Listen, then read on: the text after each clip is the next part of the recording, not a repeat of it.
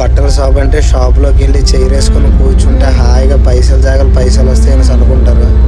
కానీ దాని వెనుక చాలా కష్టం ఉంటుంది. ఎలాంటి కష్టం అంటే అయిన రోజు చాలా ఆనందంగా ఉంటుంది, కానీ అవని రోజు దానికి ఉన్న పెయిన్ ఇంకోటి ఉండదు.